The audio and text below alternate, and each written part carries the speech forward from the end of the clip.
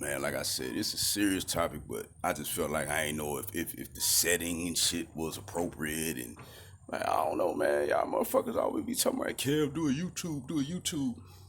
But for one, I don't really like talking, nigga. Like unless you talking to somebody who intellectually stimulating or something, like I don't really like wasting my time. But I want to talk about domestic violence. I just ain't know whether or not the scenery was appropriate. Like I see people on YouTube sitting down in their chairs and eating, and you know what I'm saying. Y'all take that shit so serious. I just want to address a topic and goddamn be done with it. If you in a situation right now, like I know society like to tell you, go to the police, fill out a report. And I'm still talking about domestic violence. If you in a situation though where you feel like you can't get out, nigga beating your ass, you ain't got nobody to talk to, the number one motherfuckers being affected by it, I just want to let it be known, is the kids, man. Like, if you ain't thinking about yourself in the situation, think about the kid. And the reason why I want to make this video, because I was that kid.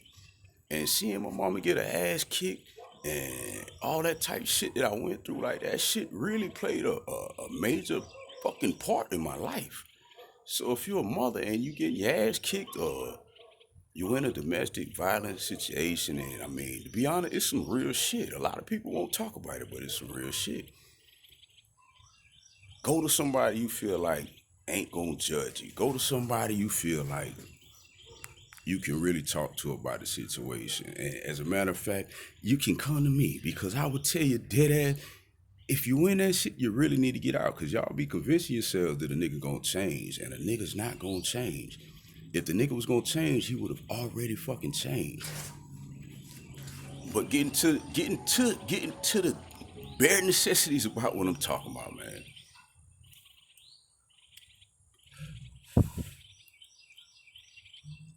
It's like it's so serious that I don't even know how to motherfucking.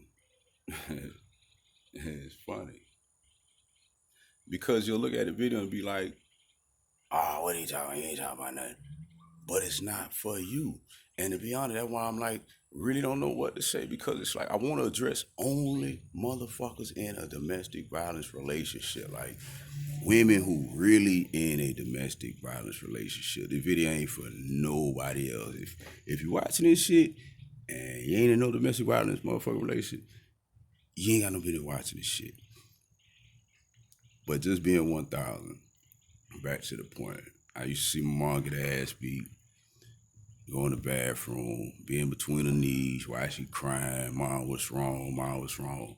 And as mothers, y'all try to protect our feelings so fucking much to the point that y'all don't know everything y'all go through, we go through. We bear the burden of everything y'all go through. Every time we see a nigga hit y'all, if we around the arguing, when tones change, let's say you just riding in a car, and next thing you know, you hear tones change. Y'all ain't thinking about the kid in the back, but I was the kid in the back. Like, what they arguing about?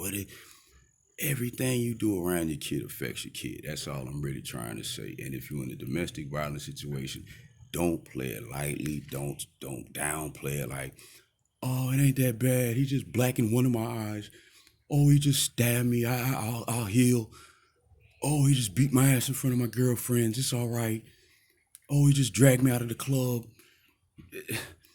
Don't downplay the situation, man. Like if you getting your ass taxed behind doors, I would not advise go to the police because once you go to the police, you put it in their situation, you put it in their hands. Then the state deal with it. They pick the nigga up. You deal with a lot more shit than you really want to deal with. And then fucking around with y'all women, feelings motherfucking change.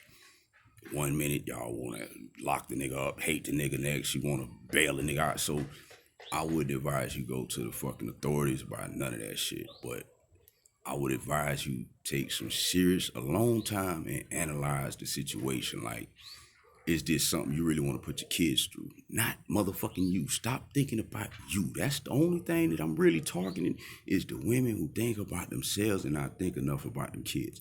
The only reason I'm making this video, I used to get my motherfucking ass beat all around the house. beat to the point I was motherfucking wanting to kill the nigga, like sleeping in front of the door with a knife. And I'm a little ass shit, like wasn't too much of shit I could have did, but nigga, I wanted to kill, I wanted murder, I wanted his blood.